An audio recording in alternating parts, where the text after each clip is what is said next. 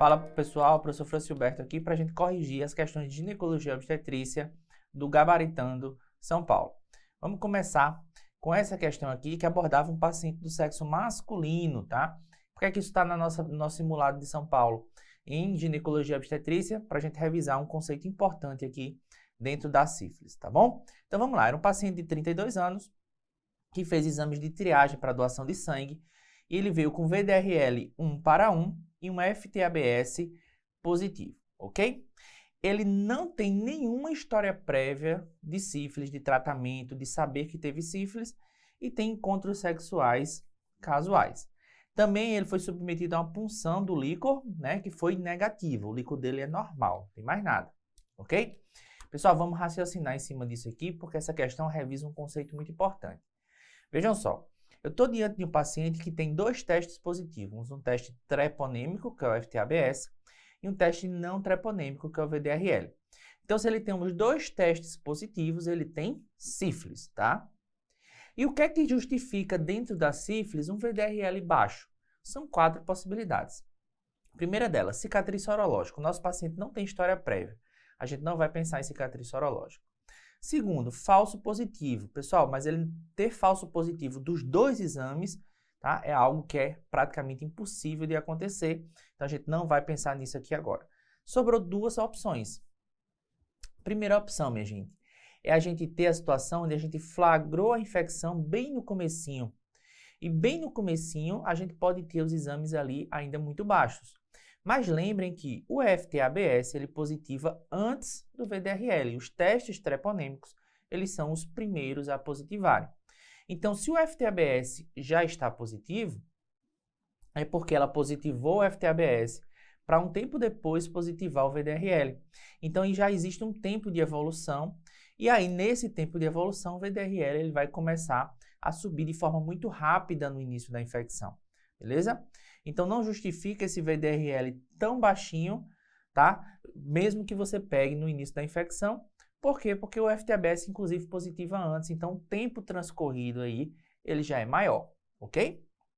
Qual é a quarta situação? A quarta situação é o final da história natural da sífilis, onde eu tenho o FTABS mantido positivo, porque ele se mantém positivo para o resto da vida na grande maioria dos pacientes, e o VDRL ele vai caindo no final da infecção, na chamada sífilis tardia, tá? Então, com anos de doença, ok? Beleza. Pessoal, quais são as formas clínicas que estão dentro ali da sífilis tardia? A chamada sífilis latente indeterminada, quando eu não sei o tempo de evolução. A chamada sífilis terciária, quando eu posso ter a sífilis cardiovascular, onde eu posso ter a neurosífilis.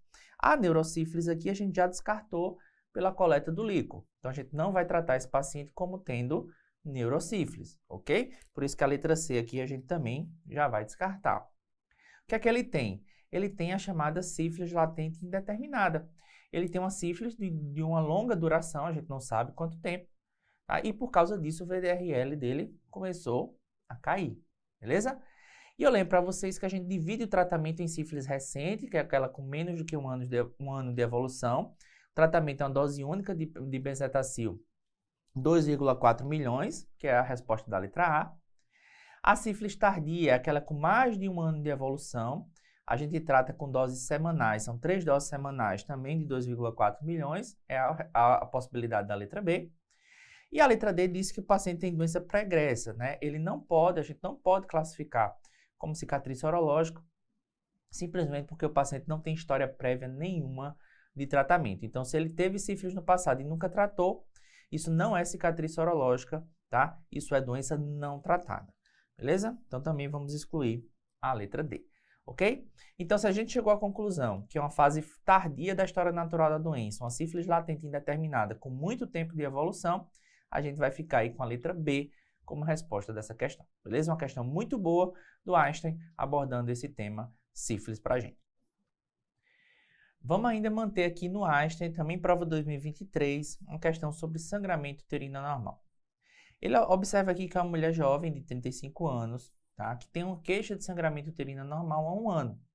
Ela teve 2 gestações, pariu os 2 bebês e fez uma laqueadura há 8 anos. Então, a questão está ali dizendo que essa paciente não tem mais desejo reprodutivo, ok? Durante a investigação foram encontrados 3 miomas, tá? Os 3 submucosos com componente intramural. Realizou tratamento clínico sem sucesso. A questão quer saber a melhor opção terapêutica para esta paciente, ok? Então, pessoal, em geral, as questões de sangramento uterino normal com miomatose uterina, elas vão perguntar justamente isso. Elas vão querer saber de vocês se vocês sabem escolher os melhores tratamentos para cada caso, ok? E vocês têm que entender que a primeira diferenciação que vocês precisam fazer na resolução dessas questões é o seguinte: a minha paciente tem desejo reprodutivo ou ela não tem desejo reprodutivo? Porque se ela não tem desejo reprodutivo, a gente não vai pensar em tratamentos para esse grupo de pacientes, tá? A gente não vai pensar em tratamentos que têm preservação uterina aí como o marco deles. Então, por exemplo, ó, a embolização das artérias uterinas é um tratamento minimamente invasivo que vai levar aí a necrose desses miomas, tá?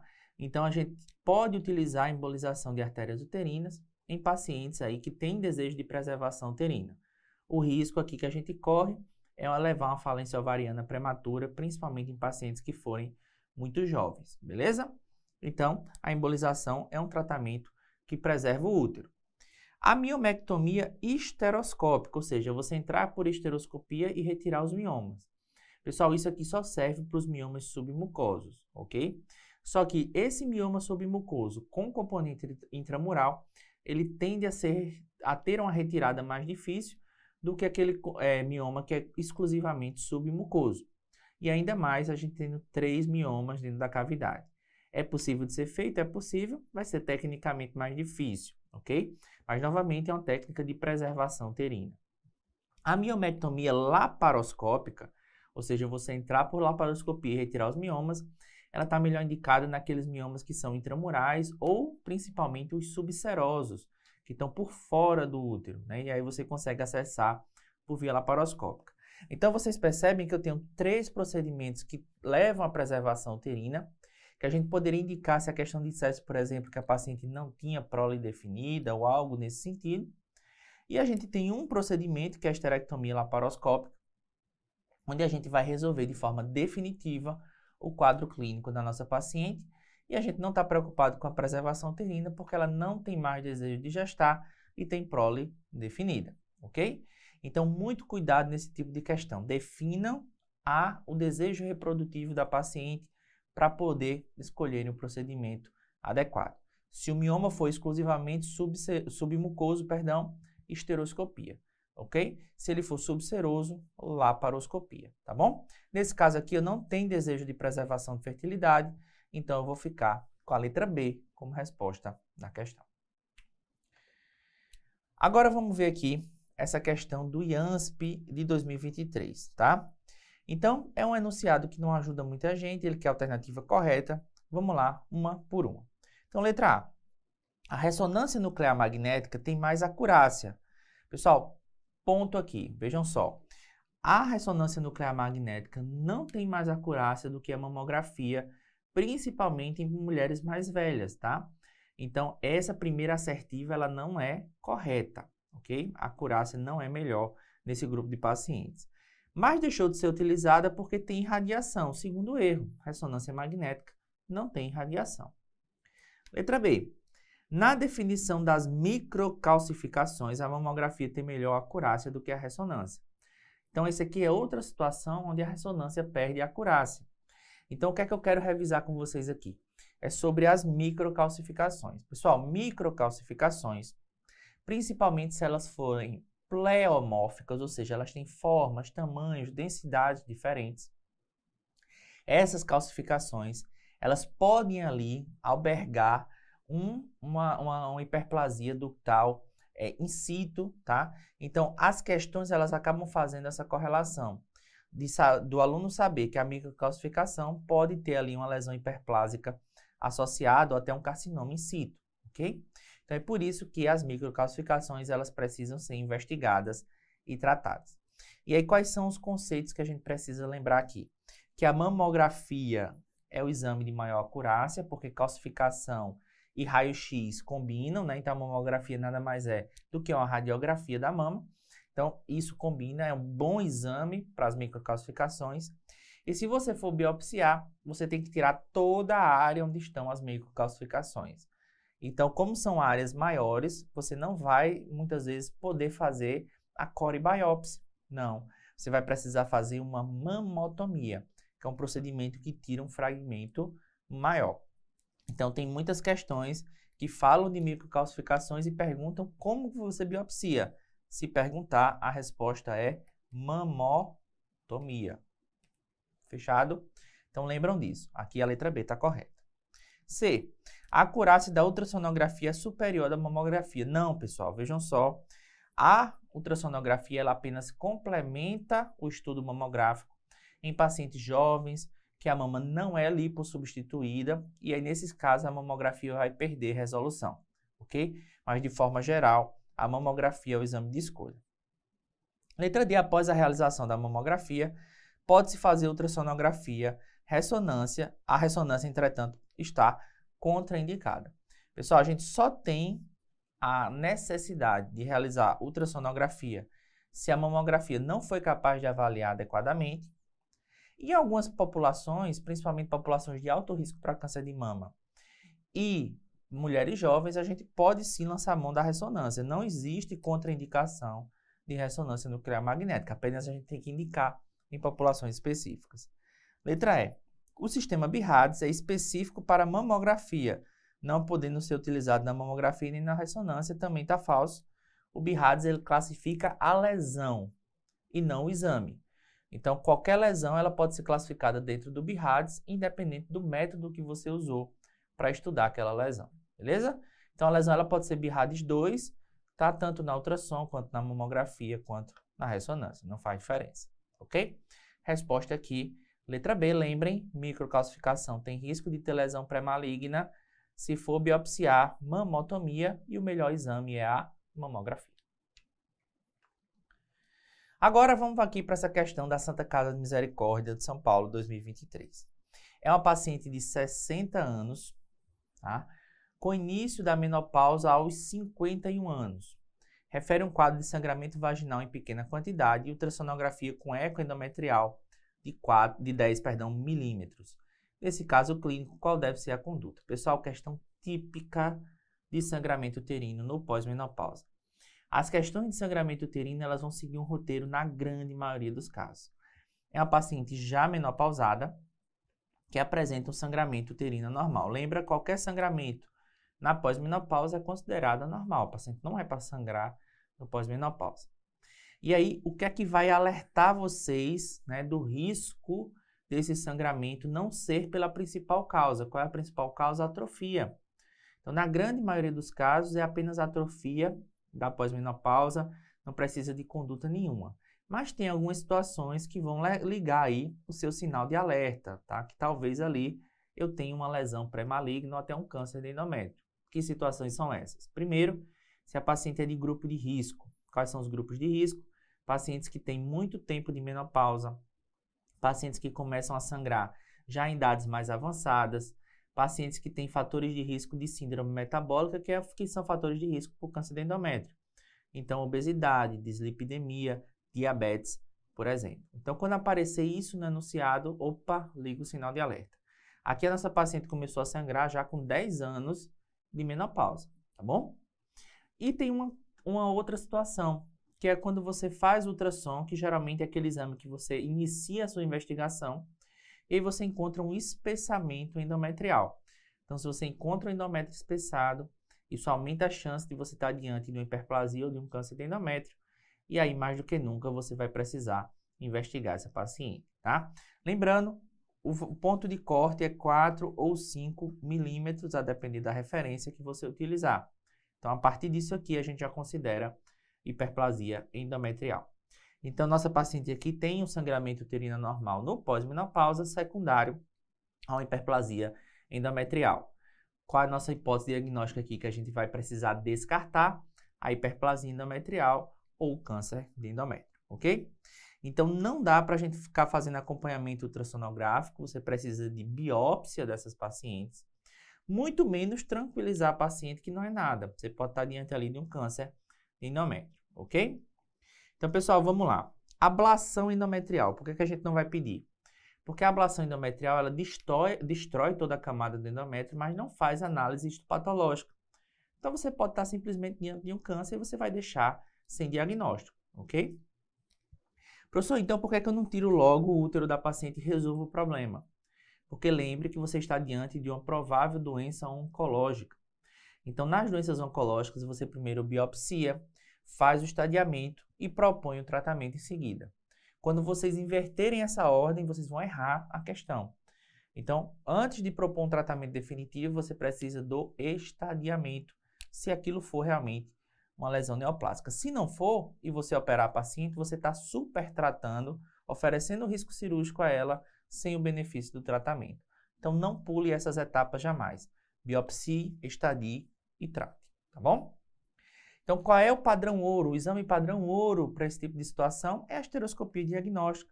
Você entra com a câmera, faz a visualização, observa o aspecto daquele endométrio, biopsia guiado, tá? E aí você vai ter uma análise patológica muito mais fidedigna para você poder fazer ali sua conclusão diagnóstica e depois propor o tratamento, tá bom? Resposta aqui, letra C.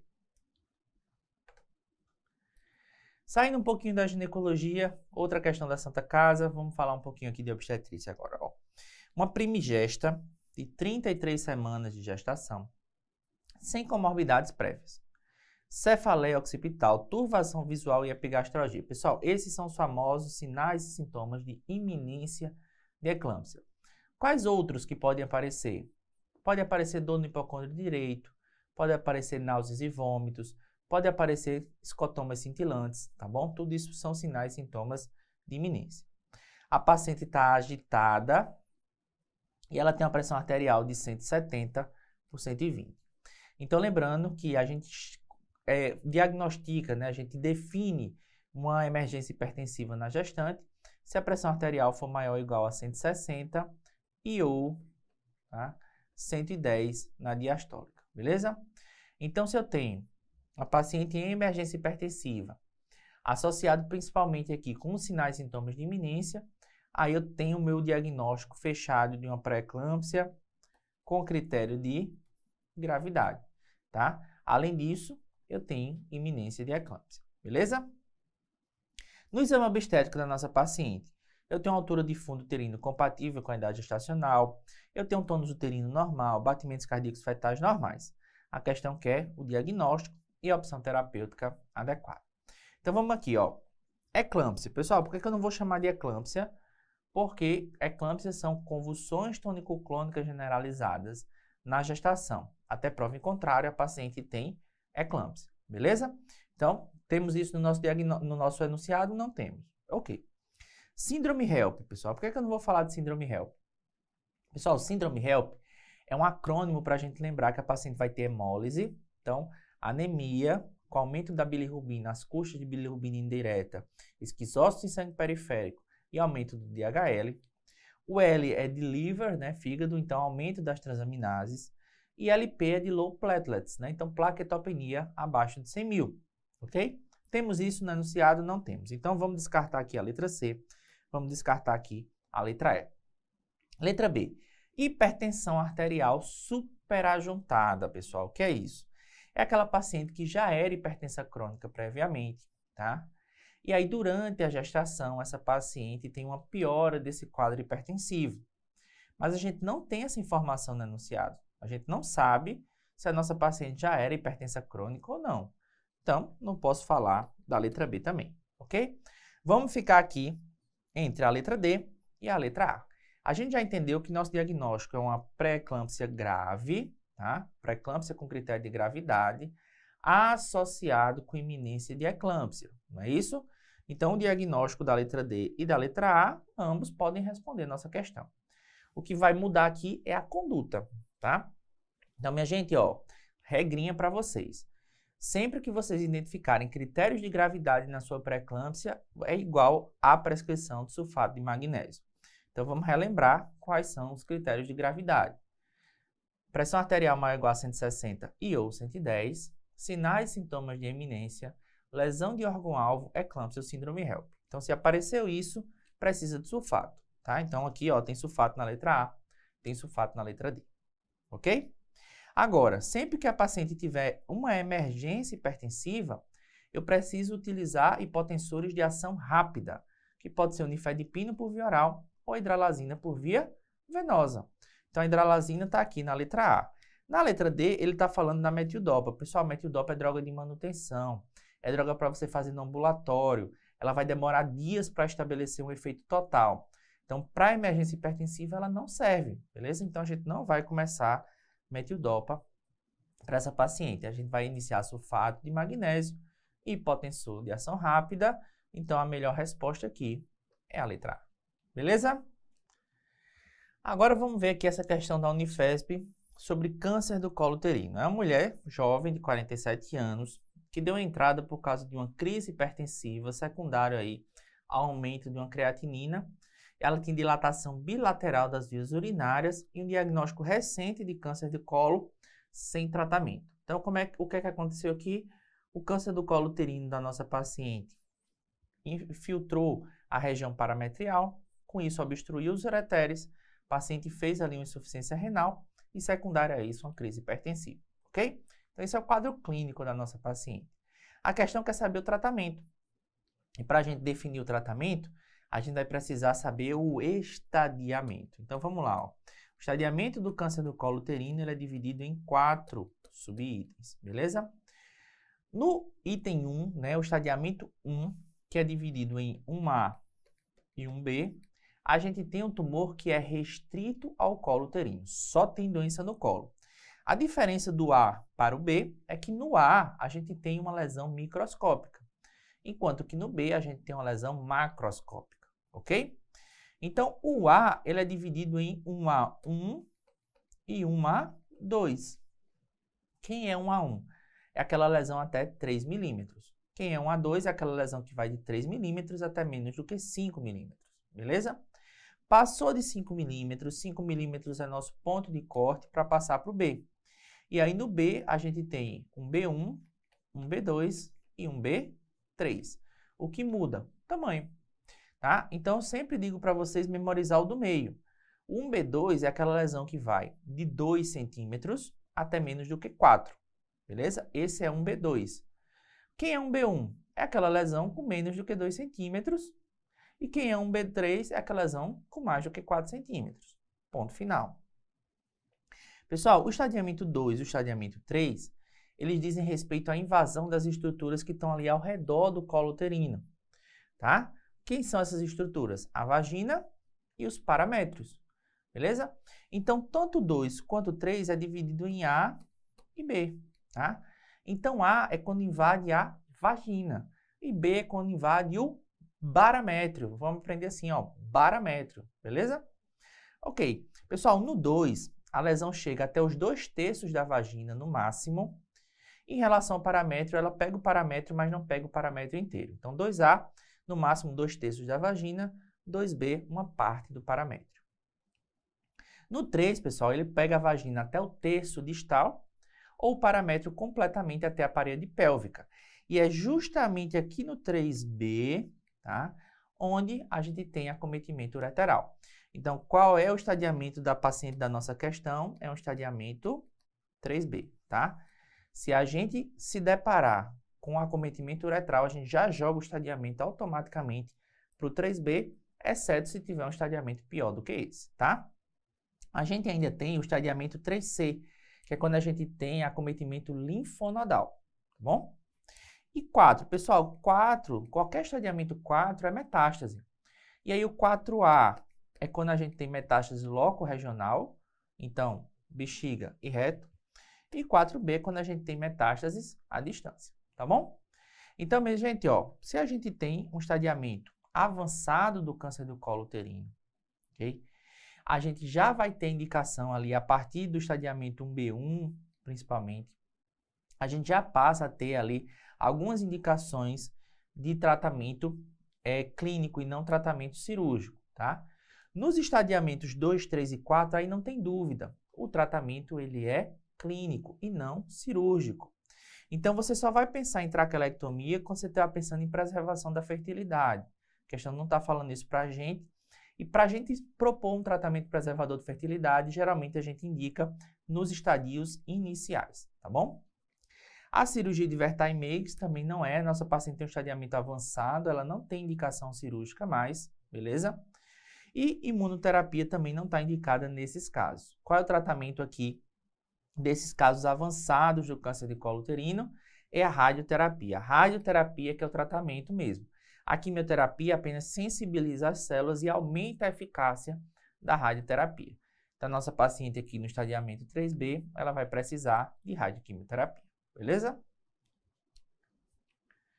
Agora vamos fazer essa questão aqui também da Unifesp sobre incontinência urinária, tá? Então, nossa paciente é uma mulher de 32 anos, que teve filho há 4 meses e tem a perda aos esforços que piorou no puerpério.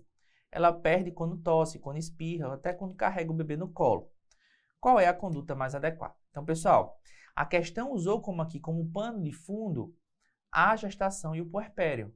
Mas isso não muda o nosso tratamento. Poderia ser uma mulher fora da gestação, que seria a mesma coisa.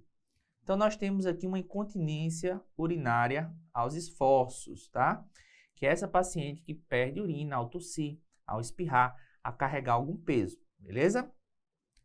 Pessoal, quando a gente tem uma incontinência urinária aos esforços, a nossa primeira linha de tratamento é um tratamento clínico. Correção dos fatores de risco. Então, por exemplo, perder peso, parar de fumar, tá? São condutas importantes. Se for um paciente pós-menopausa, com síndrome urogenital da menopausa, repor estrogênio para ela, ok? E associado a isso, a gente indica como tratamento de primeira linha a realização da fisioterapia do assoalho pélvico, beleza? Então, esse é o nosso tratamento de primeira linha. Se esse tratamento não dá certo, aí a gente vai passar para os tratamentos intervencionistas, que são os tratamentos de segunda linha, nesse caso aqui, ok? Então, vamos ver nossas alternativas. Na letra C, a gente tem um tratamento de primeira linha. Massa, é por onde a gente vai começar. Na letra A, a gente tem o tratamento cirúrgico de escolha para incontinência urinária, que são os slings, ok? Só que aqui ele está falando de sling retropúbico. Então, vamos entender essa diferença. O sling ele pode ser feito por via transobturatória ou por via retropúbica. Por via transobturatória, a gente vai indicar naquelas pacientes que têm uma pressão de perda maior, tá? Acima do que 90 centímetros de água. E o retropúbico a gente vai indicar naquelas pacientes que têm uma pressão de perda baixa, menor do que 60 centímetros de água. Por quê? Porque o sling retropúbico ele é mais obstrutivo do que o transobturatório. Então, se a questão trouxer para vocês o estudo urodinâmico e a pressão de perda, tá? Se for acima de 90, transobturatório, abaixo de 60, retropúbico.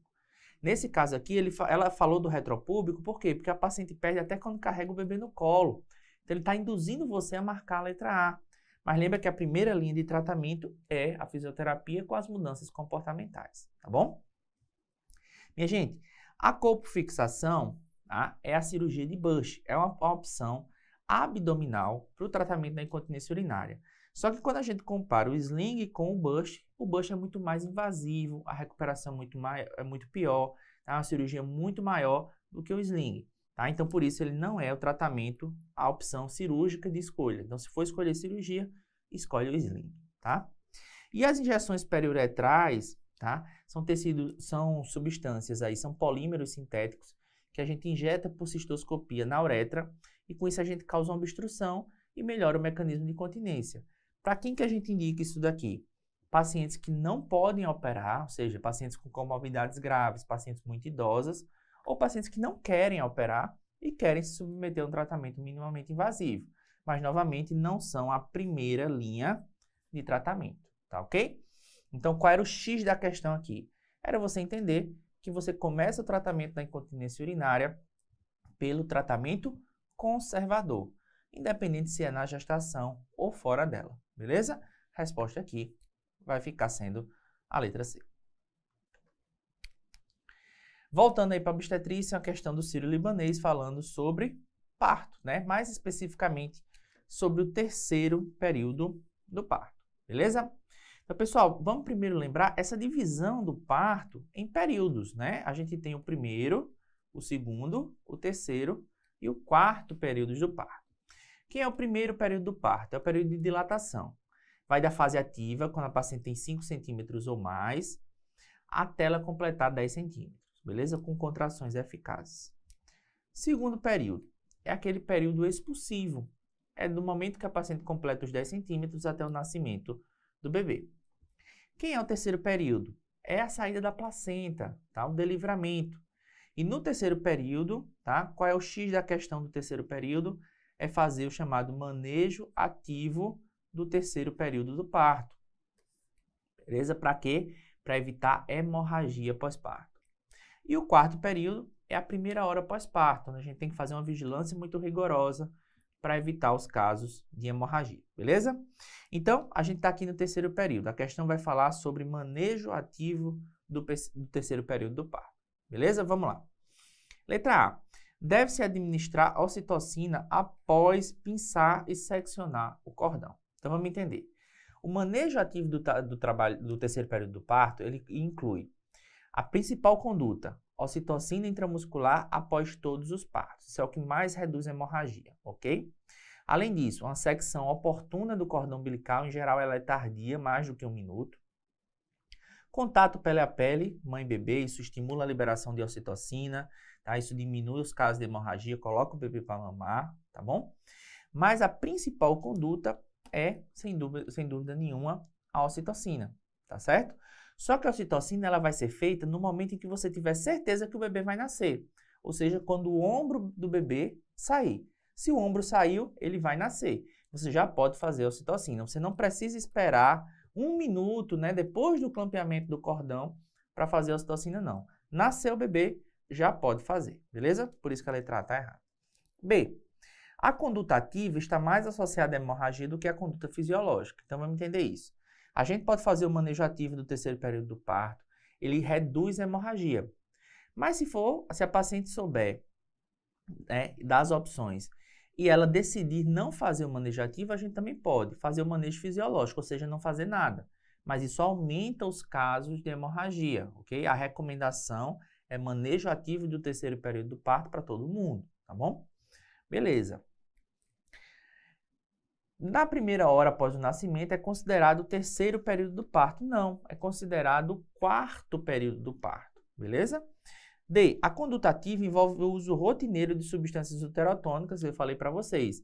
Não só isso, campeamento oportuno, contato pele a pele, tá bom?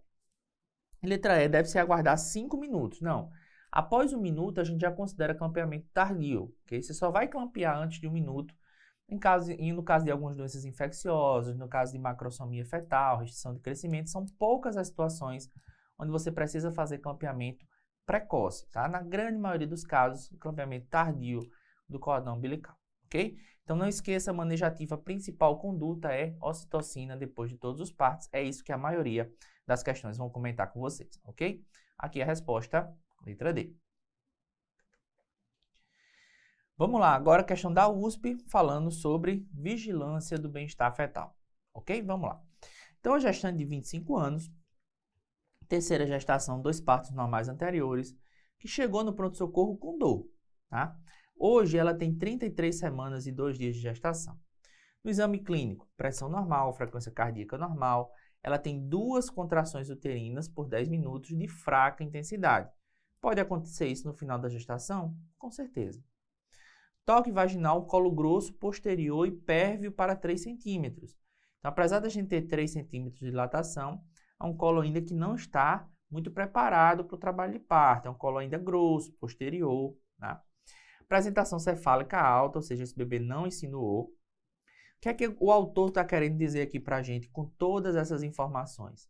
Ele está querendo dizer que a paciente tem contrações de Braxton Hicks, que por causa disso e por causa da multiparidade, ela já tem ali alguma modificação do colo, mas que não parece ser um colo uterino típico de um trabalho de parto ativo, ok? Beleza. A paciente fez analgesia e melhorou da dor. E aí ela foi reavaliada. E o colo uterino dela está do mesmo jeito que estava anteriormente, né? Confirmando para a gente que não se tratava de um trabalho de parto verdadeiro. E aí a questão fez uma cardiotocografia e ele quer saber a conclusão da cardiotocografia, tá? Isso aqui é importante por quê? Porque a gente está decidindo se a gente vai mandar essa paciente para casa ou não, tá? Isso é o nosso objetivo aqui.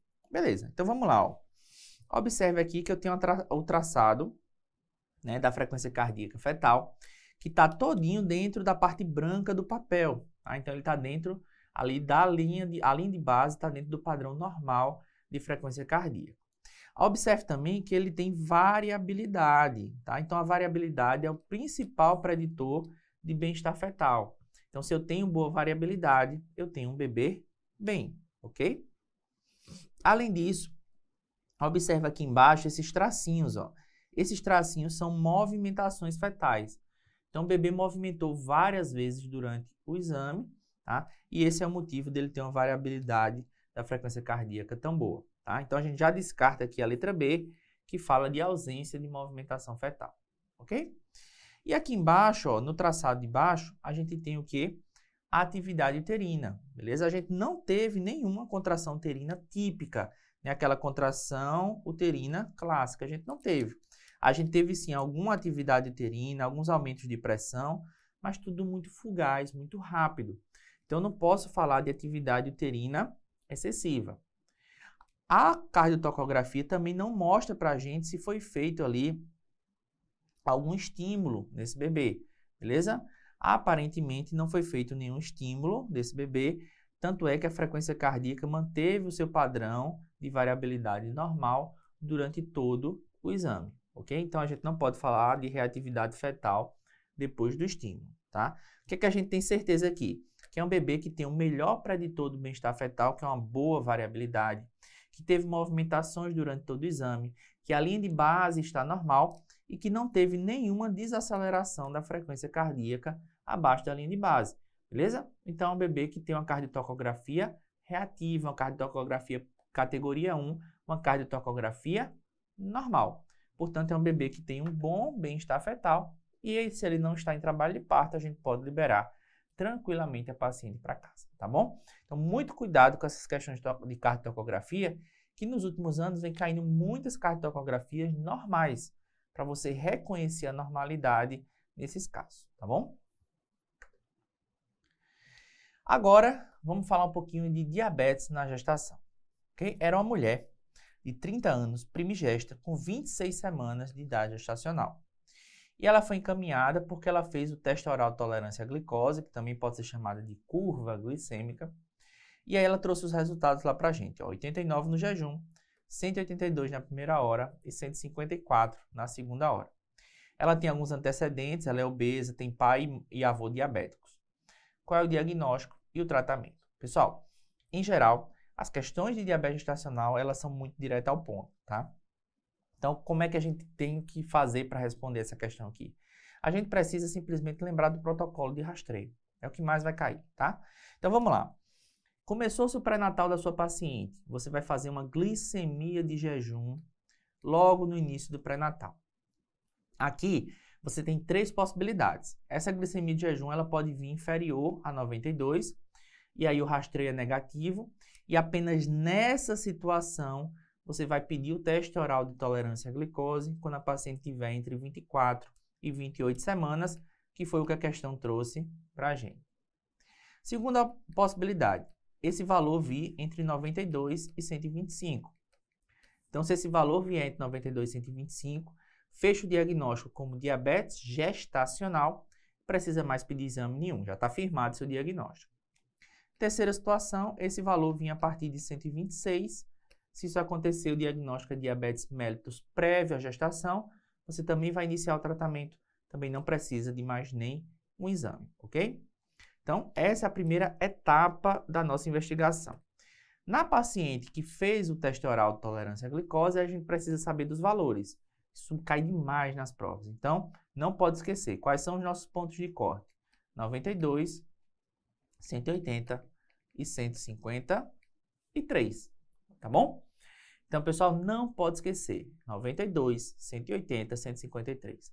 Apenas um valor alterado já fecha nosso diagnóstico. Tá? Você só precisa de um único valor alterado. Se qualquer um desses valores estiver alterado, nosso diagnóstico é diabetes gestacional. Agora, a gente também pode dar diagnóstico de diabetes prévio à gestação.